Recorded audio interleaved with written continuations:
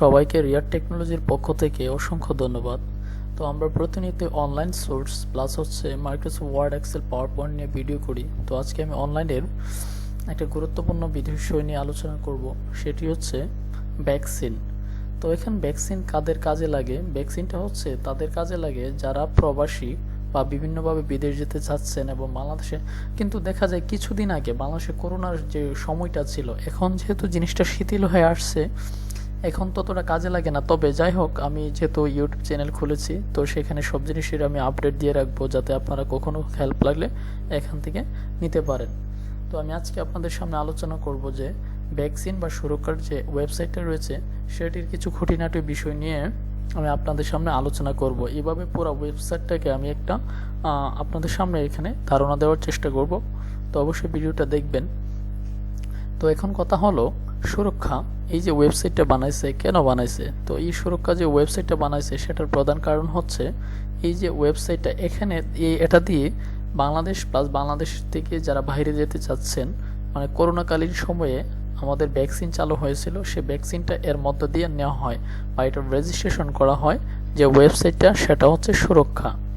তো এখানে এই বিষয়টা আসছে। তো এখানে আমি দেখাই যে সুরক্ষাতে আপনারা কিভাবে নিবন্ধনটা করতে পারবেন, প্লাস এই জিনিসটার কিছু খুঁটিনাটি জিনিসগুলো আমি আপনাদের সামনে ব্যাখ্যা করব।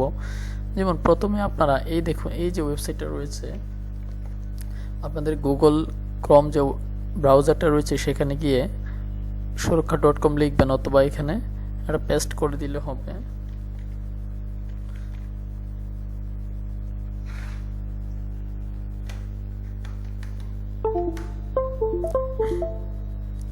তো দেখুন এখানে সুরক্ষা.com যদি লিখেন, মাউসটা কাজ করতেছিল না, দেখি এক মিনিট। হ্যাঁ, সুরক্ষা gov.bd ওয়েবসাইটটা যদি আপনি এমনি সার্চ করেন,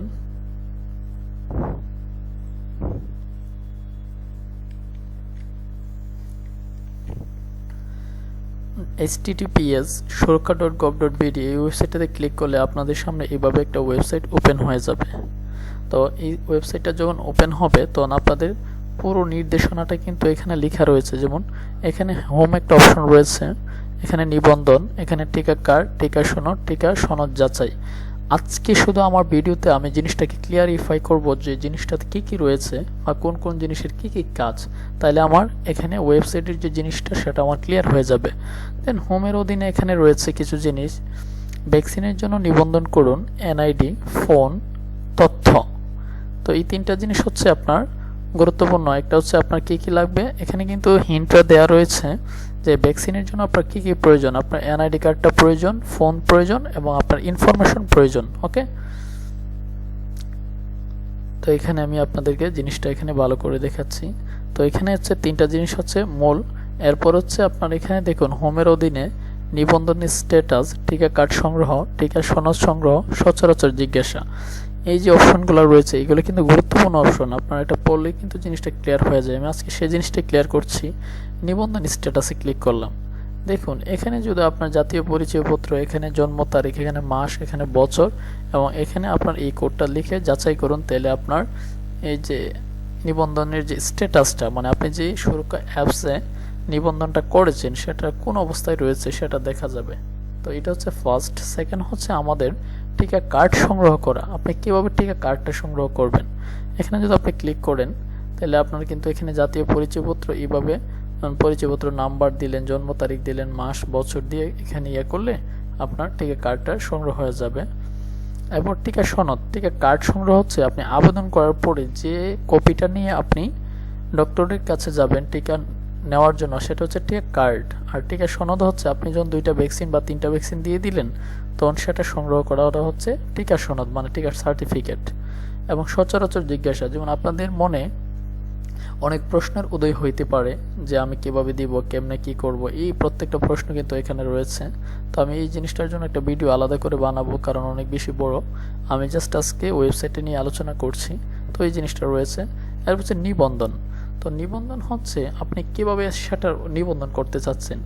যাদের দেখুন আমরা 3টা জিনিসের মাধ্যমে সেটা নিবন্ধন করতে পারি: জাতীয় পরিচয়পত্র, জন্ম নিবন্ধন, পাসপোর্ট। এই 3টা জিনিসের সাহায্যে আমরা নিবন্ধনটা কমপ্লিট করতে পারি, মানে আবেদন করতে পারি আর কি। তো যাদের জাতীয় পরিচয়পত্র আছে তারা এখান থেকে দেখুন জাতীয় পরিচয়পত্রে ক্লিক করবেন। ক্লিক করার পরে এখানে নাগরিক নিবন্ধন 18 বছর তদূর্ধ্ব সকল প্রকার নাগরিক, এই যে জিনিসটা সিলেক্ট করে আপনারা জাতীয় পরিচয়পত্র লিখবেন, দিন লিখবেন, মাস লিখবেন, বছর লিখবেন এবং লাস্টে হচ্ছে আপনার ক্যাপচা কোডটা দিয়ে যাচাই করুনে ক্লিক করলে আপনাদের ফোনে ভেরিফাই হয়ে যাবে এবং সেখান থেকে কোড নিয়ে এইভাবে এটা আবেদন করা যায় আর কি। তো এখন আবার দেখুন এখানে দেখুন রয়েছে স্বাস্থ্য পরিবার কল্যাণ মন্ত্রণালয়ের সকল কর্মকর্তা কর্মচারী, অনুমোদিত বেসরকারি প্রাইভেট স্বাস্থ্য পরিবার পরিকল্পনা কর্মকর্তা কর্মচারী, এই যে বাংলাদেশের যতগুলো প্রতিষ্ঠান রয়েছে এবং যারা বিভিন্ন প্রতিষ্ঠানে কাজ করে যাদের যে পেশা রয়েছে এখান থেকে সিলেক্ট করে দিয়ে আপনারা আবেদনের নেক্সট ধাপে চলে যেতে পারবেন। তো আমি আজকে আলোচনা করছি দেখে এটা জিনিসটা।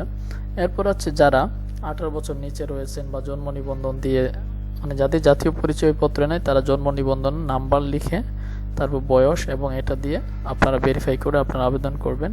এবং যাদের পাসপোর্ট রয়েছে তারা পাসপোর্টে এখানে বিদেশি নাগরিক, বিদেশে অধ্যয়নরত বাংলাদেশের ছাত্রছাত্রী, বিদেশগামী বাংলাদেশের কর্মী লিখে শুধুমাত্র যে দেশে যেতে যাচ্ছেন সেখানে এটা সিলেক্ট করে দিয়ে জিনিসটাকে আপনারা কমপ্লিট করতে পারবেন। তো এখানে জিনিসটা আমরা এতটুকুই বুঝতে পারছি যে নিবন্ধন 3টা প্রক্রিয়াতে হয়। 1 নম্বর হচ্ছে জাতীয় পরিচয়পত্র, 2 নম্বর হচ্ছে জন্ম নিবন্ধন সার্টিফিকেট, 3 নম্বর হচ্ছে পাসপোর্ট বাংলাদেশি বিদেশি। এইভাবে আপনারা এই জিনিসটা মানে এই 3টা আইডেন্টিটির সাহায্যে আপনারা এখানে নিবন্ধন করতে পারবেন।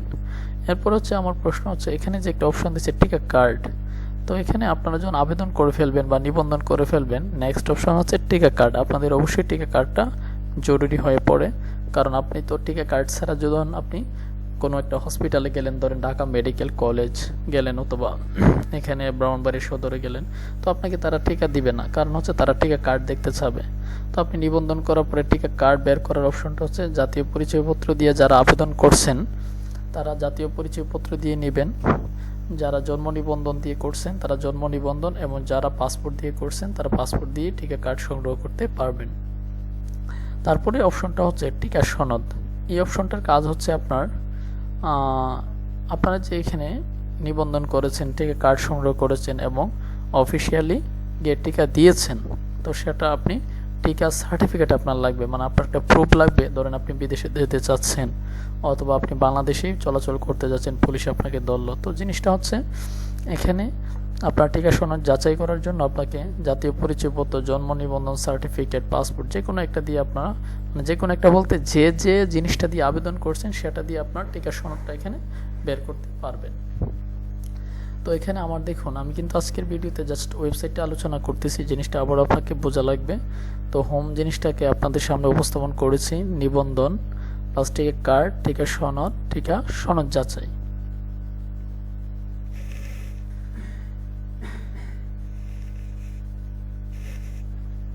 তো এখানে আরেকটা গুরুত্বপূর্ণ ফাংশন রয়েছে, যে ফাংশনটা হচ্ছে আপনার টিকা সনদ যাচাই করা। টিকা সনদ যাচাই করাটা হচ্ছে আপনি যে ভ্যাকসিনটা দিয়েছেন এবং টিকা যে আপনার টিকা সনদ আসছে কিনা বা টিকা সনদ আপনার সঠিক কিনা সেটা যাচাই করাটা এখান থেকে করা হয়। যেমন জাতীয় পরিচয়পত্রে যারা করছেন তারা এখান থেকে ক্লিক করবেন, মানে আপনার টিকা সনদটা সঠিক কিনা সেটা যাচাই করার জন্য এই অপশনটা চুজ করে নেবেন। তো জাতীয় পরিচয়পত্র দ্বারা যারা করছিলেন এবং ভ্যাকসিন সনদপত্রের উপর একটা নাম্বার আছে, ওইটা দিয়ে আপনারা এটা করে ফেলবেন। ওকে, তো জন্ম নিবন্ধন সার্টিফিকেটে যারা করছেন এখানে জন্ম নিবন্ধন নাম্বার, এখানে হচ্ছে আপনার দিন, এখানে মাস, এখানে হচ্ছে আপনার সালটা দিয়ে ভ্যাকসিন সনদপত্র নম্বর, আপনারা যে আবেদন করছেন আপনার একটা সনদপত্র নাম্বার পড়েছে সেটা এখানে লিখে তারপরে ক্যাপচা দিলে আপনাদের টিকা সনদটা যাচাই হয়ে যাবে। তো এখন আমি ওয়েবসাইটের একটা বিষয়টা নিয়ে আলোচনা করলাম। তো আগামী ভিডিওতে আমি এই যে নিবন্ধন কিভাবে জাতীয় পরিচয়পত্র দ্বারা নিবন্ধন করে, কিভাবে জন্ম নিবন্ধন দেওয়া করে, কিভাবে পাসপোর্ট দেওয়া করে, এই জিনিসগুলো আমি ভিডিওর সাহায্যে আপনাদেরকে দেখাবো। আমি যখন যে ওয়েবসাইটটা ধরবো সেই ওয়েবসাইটে পুরো জিনিসটা নিয়ে আলোচনা করার পর অন্য একটা ওয়েবসাইটে চলে যাব, যাতে আপনাদের সবসময় জিনিসটা ক্লিয়ার থাকে। তো সবাইকে আবার অসংখ্য ধন্যবাদ জানিয়ে আমি আমার ভিডিওটিকে এখানে শেষ করলাম। তো আসসালামু আলাইকুম। কেউ যদি উপকৃত হয়ে থাকেন অবশ্যই চ্যানেলটিকে সাবস্ক্রাইব করবেন।